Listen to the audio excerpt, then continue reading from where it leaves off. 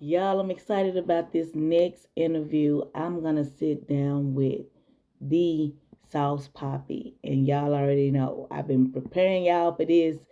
And I want to say that I fell off, y'all. I fell off. I got to go ahead and take accountability for it. I'll be my own accountability partner. But I'm back in it and I'm back on it. COVID put me down, but now I know I got to start stacking these interviews. I'm on. But back to where I got on today's episode of Grinding for My Moment, the podcast. We're sitting down with an artist who embodies the true Memphis grind. Born Jimmy Smith, but known to the world as Sauce Papi, man. You know what it is. He's been putting in work since 2011, dropping over 20 projects and building his empire from the ground up. We love that kind of hustle here.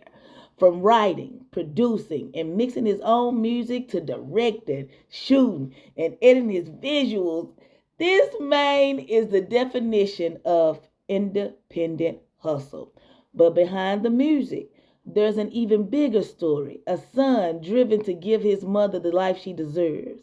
A believer standing firm on Philippians 4:13, baby. And a visionary who wants to inspire the next generation to soar and spread love. He's worked with legends like Slade and Crunchy Black. But what sets him apart is his determination to carve his own lane, his own sound, and his own legacy, y'all. Family, faith, independence, and music. That's the recipe that makes Sauce Papi more than just an artist. He's a whole movement out here, man. Let's get into it. Sauce Papi, welcome to Grinding for My Moment. Bam. Let's go. I'm ready.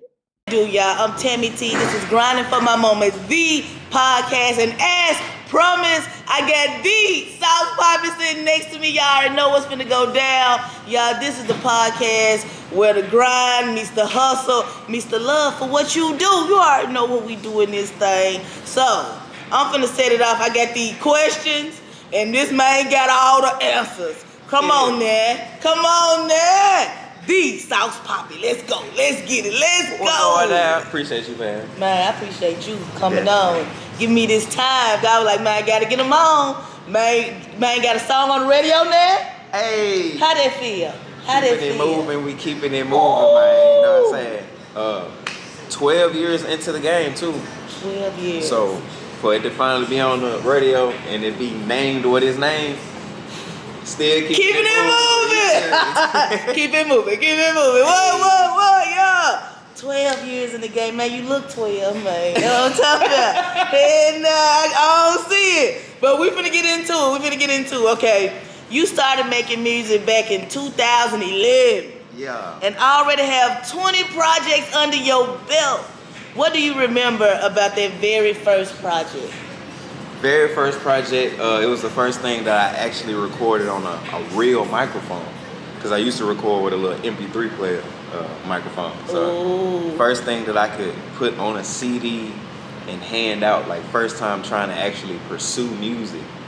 So it was a whole different game. It wasn't just something that I can listen to. It was something that I was trying to give to the world. So it was different. Yeah, it's way different from then. Look, times are changing. Definitely. But with your growth and with how things have changed, like from like 2011 to 2025, like what's different, like with the sound and with production? What's like the biggest difference that you see in everything? Well, going from recording on my MP3 player and now in 2011 handing out CDs, it's a change from it's a change from the music that I'm making being what I wanted to hear, as opposed to, all right, this is what the world, you know what I'm saying? Like now I get their opinion and how they interpret what I'm saying and stuff like this. So from 2011 to 2025 is more so like, all right, I'm making stuff for, of course, just me, but now it's for y'all to dance to, you know what I'm saying? Like I have to include, it's for all of us now. Yeah, because they keep moving, man. The beat so hard. Hey, y'all, I'm going to play that joint. after we sit down, so y'all can all vibe, so y'all can feel what we feeling out here in these streets. Okay, you used to go by the Dropout.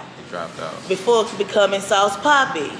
What does the name change represent in your evolution?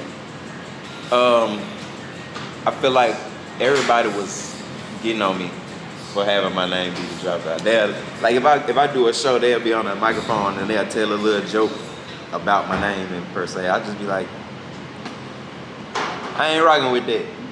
You know what I'm saying? So I eventually made a song called King of the Sauce, and the girlfriend I was dating at the time, I had her at the end of the song say, "Thank you, Sauce Papi."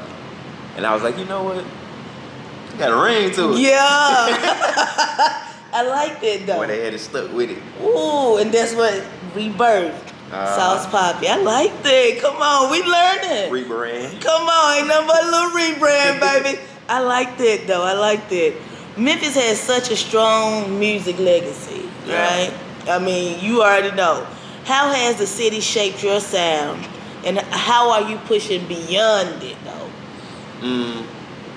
I owe just who I am as an artist as far as producing and all of that to DJ Paul and Juicy J. So just that idea of having everything in-house and pretty much just giving yourself to your best ability and trying to be, you know what I'm saying, just get buck with it if you want to or whatever. Just that and as a whole is like, I think that's like my core. Yeah. And then how I perceive the world and my own as I grow older, I feel like that's where I eventually like just ventured out and did my own thing, not necessarily things that were inspired by Memphis, but you know, whatever I like. Yeah, what's inside you. Exactly. Yeah, because that's where it's at. Mm-hmm. That's where it's at. When you pull what's inside Sauce Papi out and bam, that's giving the world something different. Because Juicy J them is Juicy J them and DJ Paul them, but you know, Exactly. you Sauce Papi. You know what I'm saying? We don't want to hear the same, you know what I'm saying? We want that different, you know what I'm saying? Something different to vibe to.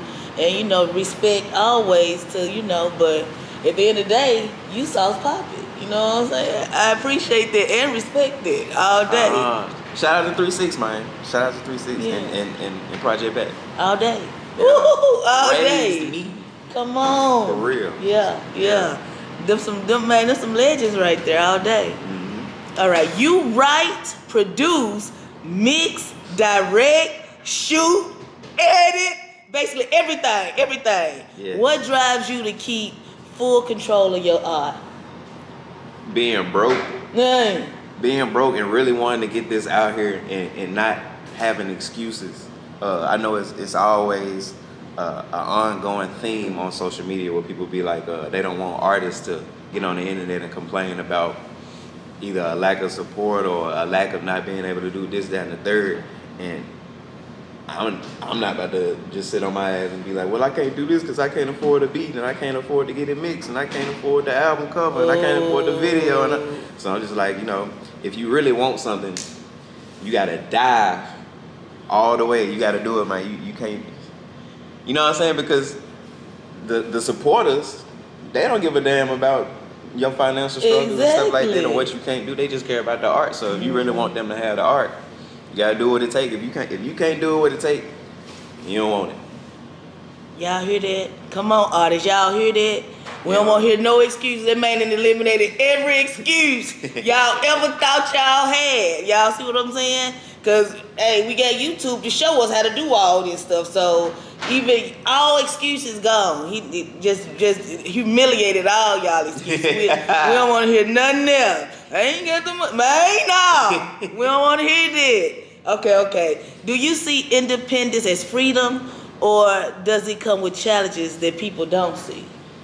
Both of them. Both. Of course, I don't have an expectation to do anything, which is why I have the freedom to make any kind of song I want, whether it be some hard Memphis stuff or it be singing or it be like the new song, like a New Orleans bounce song. Yeah. Or I can go into a Caribbean lane or I don't have anybody saying, nah, we need this from you. We need you to do this, be here, sound like this, look like this. So I have the independence is their route, but on the opposite end, that independence comes with like a lack of funding or a lack of push in a certain direction. If I go in a certain direction, it's just me walking there. Yeah. You know what I'm saying? So yeah, that's pretty much what it is. It's me and God. Hey, It's solo. hey, that's the dynamic duo right there. You That's- know what I'm saying? That's all you need. Cause I don't know, cause I can see I love the freedom, and I see what you're saying. Cause usually you hop on the label, they be like, well, we need you to do this, and this your audience. You Yep, see what I'm exactly. saying? And I done heard, I done listened to your catalog. I mean, you go, hey, it could be some soft and smooth to some then keep it moving, bang it. You know what I'm saying? Like you got different genres, but you kill them all though. And that's just the love for music as a whole. Like, Yeah, I like that. I feel like that's why I can look outside of the core Memphis rap and go worldwide. Because if I like something, in my mind, I'm like, I think I can do that too. Yeah. And I tried. Yeah. Then boom. Yeah. Nothing wrong with trying. Ain't nothing wrong. Hey, ain't nothing wrong ain't nothing wrong with trying. Y'all, it ain't nothing wrong. Let's go. Keep trying, man. Okay, when you sit down to create a project, what's the starting point? A beat, a feeling, or a message? If I sit down to create a project, of course, I'm always gonna start with the beat since I make the beats. Yeah. But I might have been inspired by like a certain song. So I might play a song in the background and then just start building the beat based off of that song. And then once I get a beat as solid as I like it, now I just turn that other song off and just start thinking of what flow I can get with this beat and what direction I can take it. And that's pretty much how it goes. And I start actually making the song and the beat at the same time, so I can like have the first 10 seconds of the beat and already be recording. It's quite a process, but I don't really go into it with too much of a this is how it's gonna sound mindset. Keep It Moving is the only song I ever did that to. Huh. And that just playing on the radio right now. Playing on the radio. Thank God. Yeah, what you say? What you say, Ned? That creative process is a beast, though. You know. Yeah. You know, that I like it. All right. You said Philippians 4:13 stands at the center of your journey. How does faith show up in your music and your grind? Philippians 4:13. First off, it's tatted on me. Bam! You know what I'm saying? Faith. First, I guess my ignorant take of Philippians 4:13, when I say that I can do all things, it was more so like I can do anything I put my mind to. And then now that I have the wisdom of knowing what that verse was even actually about, now it has a whole new meaning, because it's like no matter what obstacle I face, I can still push past it. You know what I'm saying? Through Christ who strengthens me and stuff. It don't matter if I'm facing adversity or some hate, or if somebody chooses not to mess with me, or if I'm facing financial struggle. You can do all things through Christ, you know what I'm saying? So we still keeping it moving. What you said all day, baby. And that faith, man, just the faith to keep it moving. The faith that at some point it might get to a certain level. But even if it don't, God's still good. You know what I'm saying? Still good. You still living your dream, doing what you love to do. Mm-hmm. Hey, because I'm just saying, like, because I get to do what I love to do all day, every day, and it feels good. Mm-hmm. And I feel that in your music. I feel like you love music. And we can tell Tamika love what she do here at Butterific, man, because we love what she do here at Butterific. You better believe it. Yeah. You already know. Okay. Coming from a single parent household, you talked about wanting to give your mom the life she deserves. How does that goal fuel you when things get tough? Man, as a man, just trying to make up for where I feel other men have lacked in her life. Yeah, I just feel like that's just a natural responsibility that it just come to us. Yeah. So I feel like that's just what that is. I couldn't help that. Right. But at least you understand it. But then you doing your part. You see what I'm saying? Because a lot of people, young men, I feel like they take that to heart, and they get down on themselves about it. I like the fact that you using your music and your heart as a person to push through that instead of being down on you. You rising to the occasion. Mm-hmm. I like that. I like that. Okay. What role has your brother Meezy Mac played in your story? Shout out to Meezy Mac, my older brother, 8 years older than me. So obviously he already had the ear for Memphis sound. You know, growing up in Memphis and stuff. And my brother is a rapper, so that's obviously who influenced me to rap. Growing up around the house, he always listened to 3 6 Mafia. And I guess since he took inspiration from 3 6 Mafia, he started making beats. You know what I'm saying? Because of DJ Paul, Juicy J. And, you know, back in the day, the whole house had one computer to work on. So once he get out the computer making beats, I hop on the computer making beats. And I was just in like 2nd grade. That's crazy. So I'm, what's that? 8 years old making beats. Thanks to my older brother, you know what I'm saying, just copying, following his footsteps and stuff like that. So I feel like that's what drove me to not only starting to make music, but, you know, getting my interest towards it and falling in love with it. I think I said on this one last song I had called Hate Me, I was like, my big brother showed me the game and I taught myself how to play. So it's like, you know. I like that. Man, I like that. Yeah. Come on, Meezy Mac, what it do, man? Yeah, being an inspiration out here. Shout out to Meezy Mac. All day long. Okay. You work with legends like Crunchy Black, right? And B Slade. What did you take away from those experiences? Crunchy Black, man.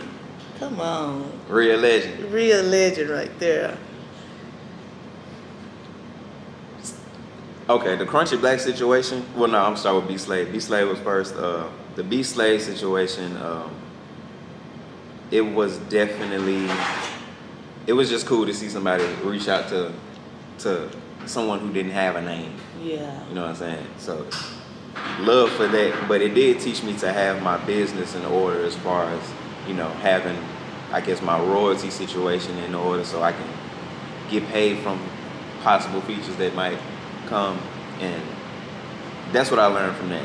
Okay. As a youth, as a young. Yeah. And then. How old were you when that happened? B Slade was probably before I moved to Atlanta, so that was 2016. Yep. Ooh. 2016. It might put me on there, and I'm 30, so that's 9 years ago. I was 21. 21. Yep. Youngin. Okay. Ooh. So shout out to B Slade. And then fast forward to today, Crunchy Black, I made sure my business was in order. Mm-hmm. And this time I was putting Crunchy Black on a song, so I had to make sure I had his business in order as well. I'm on the phone with managers and all that, young as well. So it was full circle for me because I grew up listening to 360. Heck yeah. How did that feel, man? I'm just saying, like my heart had been jumping out my chest though, but like, were you like cool? You played it like, I played it cool because I feel like this was what I was meant to do. Right. But it's still something that could never be taken away from me. And I mean, I work at FedEx, and I'm working at FedEx. Crunchy Black called my phone like, "What's up, man? I mean, we done did a song together. We friends now, man." We sat there talking on the phone for like an hour. Ooh. And I'm like, dang, like, it's just unreal. Yeah. For real, it's unreal. But shout out to Crunchy Black, real down to earth.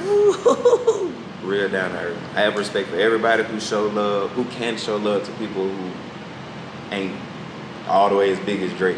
Exactly. That's love. Because they know that I can feel it though. I'm telling you, they can feel it in your music, man. That art, you get it. You get that all day. Okay, if you could do a dream collab with any artist right now, dead or alive, who would it be and why? I can have two. Lil Wayne. Oh, dang, that'd be so hard. Oh my God, that's who I am inspired by as a lyricist. Man, oh my God, I can't. If you hear me rap and you hear bars, it's Wayne. You know what I'm saying? That's my core when it comes to rap. Cool. And then second, it'll be Chris Brown. I can see that too. Yeah, both of them will go hard. Yeah. Both of them will go hard. Why Chris Brown though? I can see it, but why Chris Brown though? That's my Michael Jackson. Oh, you right. That's my Michael Jackson. You right. For real. And just as far as the music standpoint, I'm a real big fan of his music. You know what I'm Yeah. saying? And if I could sing, God knew he couldn't let me sing. We all let me singing everywhere. Man. But yeah, definitely. Like when I'm riding and I'm bumping Chris Brown, I'm definitely in there singing like. Man, you be out there with you be Chris Brown. Yep. Yeah, I love it, man. Cause hey, I love both of them too. Cause Lil Wayne, like in my my community, we do things called shows, and I'm telling you, that was who I do on shows. Lil Wayne. I got about 4 videos, Lil Wayne song. Lil Wayne just hard, just as an artist. That's my legend. Man, you better know it, Dad. Yeah. Okay. How do you balance staying true to yourself while also universalizing your sound? How do I balance staying true to myself while also, my favorite creative person is Tyler the Creator. Ooh. So him and Childish Gambino taught me how to like what I like unapologetically, be into what I'm into, be me 100% without trying to. You can emulate somebody, but you don't have to copy somebody. You know what I'm saying? So I don't have to follow in your footsteps, but I can take little elements from what you did and see how they rock with who I am as a person and stuff like that. So it just taught me about expression of who I am and doing it in my own kind of way. You know what I'm saying? So I feel like that's pretty much what made me who I am today.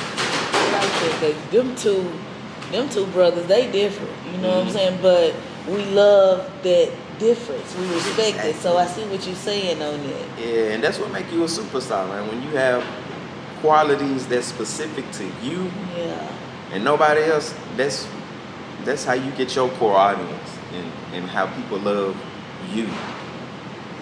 Yeah. I like that for sure. All right, you said your message is figure it out, soar, and spread love. How do you want young artists or kids from Memphis to receive that? Figure it out, man. You know what I'm saying? We are people of color. We did have a 400-year setback, you know what I'm saying? And it's obvious that in this world today, we don't have the equal opportunities as people who used to be our oppressors, you know what I'm saying? So with that being said, I don't want nobody to take things as an excuse to be like, well, my situation is this because of that. You know, life is always about how you respond to what happens to you, you know what I'm saying? So you still have the opportunity, thankfully, because of the groundwork that our ancestors put in, you know what I'm saying? Okay. We have the opportunity now to rise up from the ashes and become something greater than what the odds are trying to define for us. Right. You know what I'm saying? So you can really do it all if you put your mind to it, you know what I'm saying? I know the famous saying in this generation is nobody's coming to save you, but you got to look at it as, you know, your excuses aren't coming to save you. You know what I'm saying? So you do have to break the generational curse, you do have the responsibility of pushing yourself from the oppression that pressed us down so much. You have the responsibility to do that for your next generation, and so we can become something greater than what either is or was before. You know what I'm saying? So do it all, man. Spread love, and you do not have to talk about killing each other and selling each other drugs and further ruining your community in order to propel yourself from your community.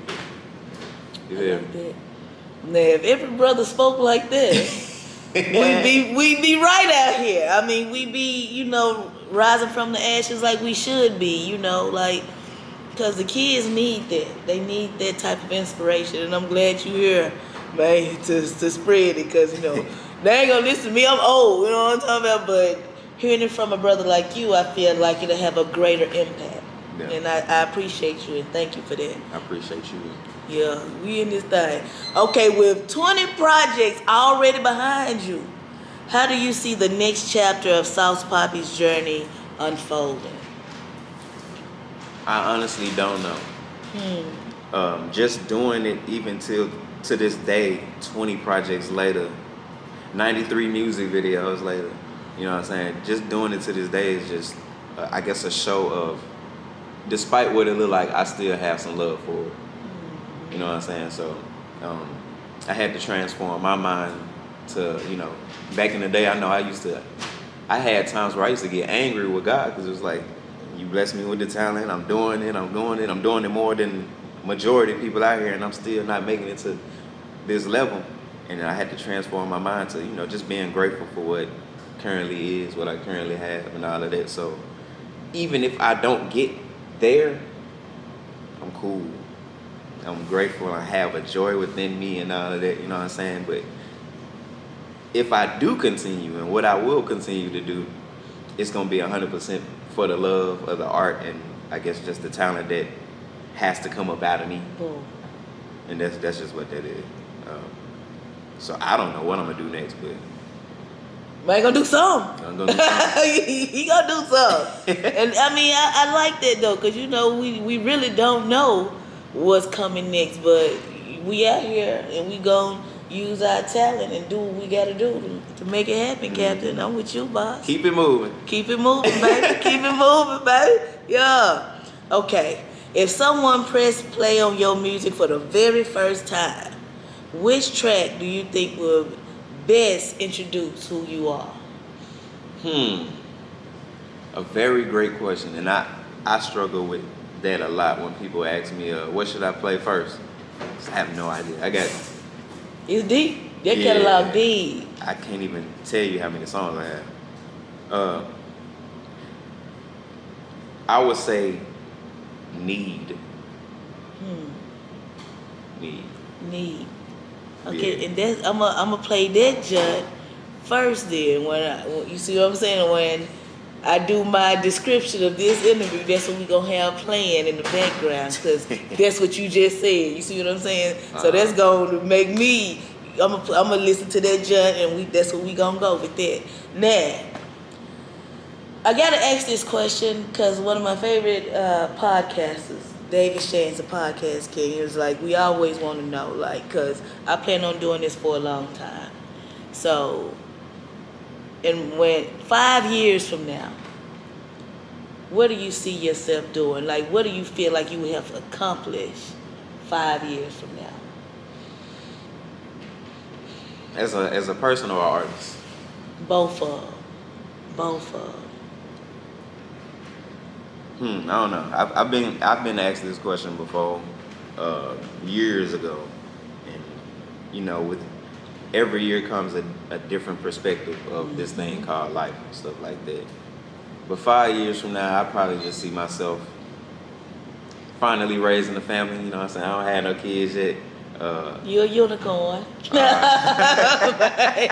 But yeah, okay. Yeah, I probably see myself just being introduced to that fatherhood and stuff like that, and just making sure, as I'm doing today still, just making sure I'm not misusing my influence. Yeah. And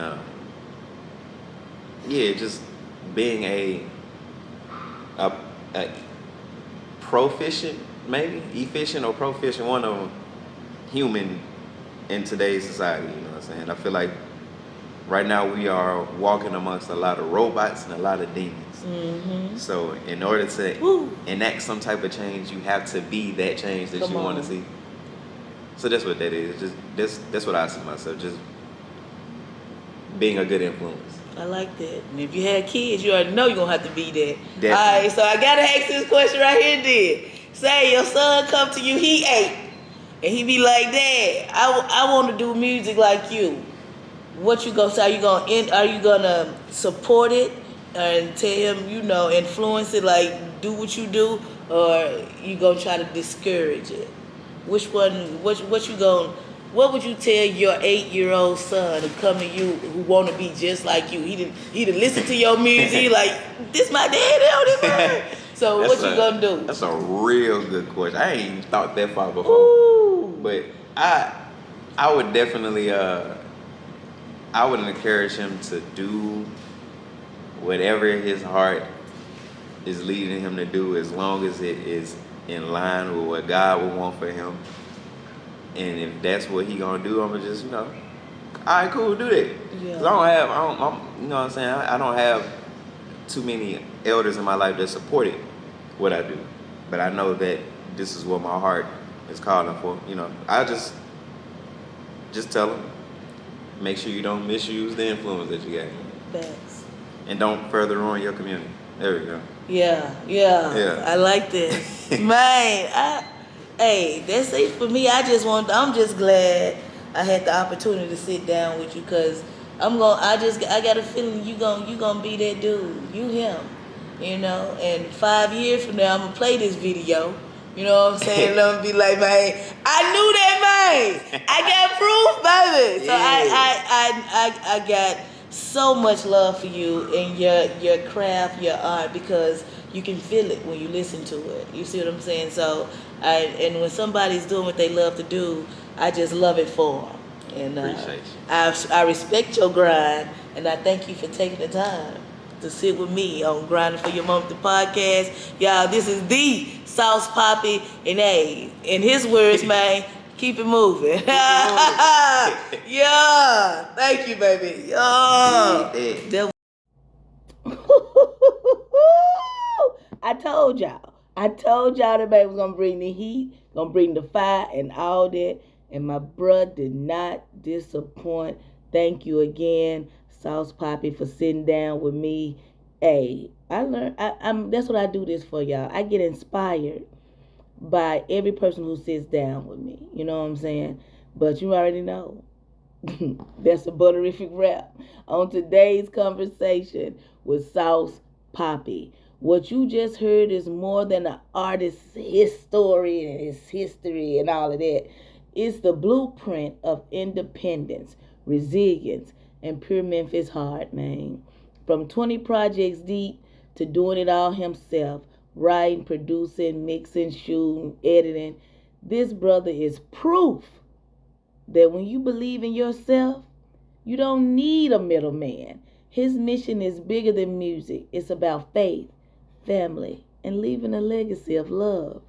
And I think we all felt that spirit today. Did y'all feel that spirit today? Did y'all feel that? That's what I'm talking about, man. If you're new to his sound, just new to it, make sure you go tap in with Sauce Papi's catalog. He said, if you ain't never heard, the first thing he gonna tell you, go listen to that song, Need. All right? Stream it, share it, and support a true creative who's out here making waves on his own terms. This has been Grinding for My Moment, the podcast. Until next time, keep pushing, keep believing, and most importantly, y'all, keep grinding for your moment. You better believe it, you better know it, you better not doubt it. Yeah, he on all platforms, y'all, all platforms. Go check out my brother, Sauce Papi, baby. Keep it moving, keep it moving, keep it moving, keep it moving. What's going down, man? It's Sauce Papi, and I'm currently grinding for my moment, man. So tune in before you get tuned out. You better believe it. Bam. What it do, family? Listen, we got the new oven. Now all we got to do is pay for that thing. So what I got here are my butterific gift cards. You better believe it, you better know it, you better not doubt it. Y'all can get a gift card, pretty much any number that you want. $10, $20, $25. You can put $10,000. You can put 10,000 on these just. But anyway, if you got co-workers, you got employees, family, friends, birthdays, anniversary, give the gift for butterific. You better believe it. You better know it. And you better not doubt it. Come on, y'all. Pull up on me. We got these gift cards. We got digital cards. You can also go to www.butterific.com and get your gift card online and send it to a friend, a loved one, a coworker, an employee. You better know it. Think Butterific for a Butterific experience. Give the gift of Butterific. Bam, bam, bam, bam. Thank y'all, man. Peace.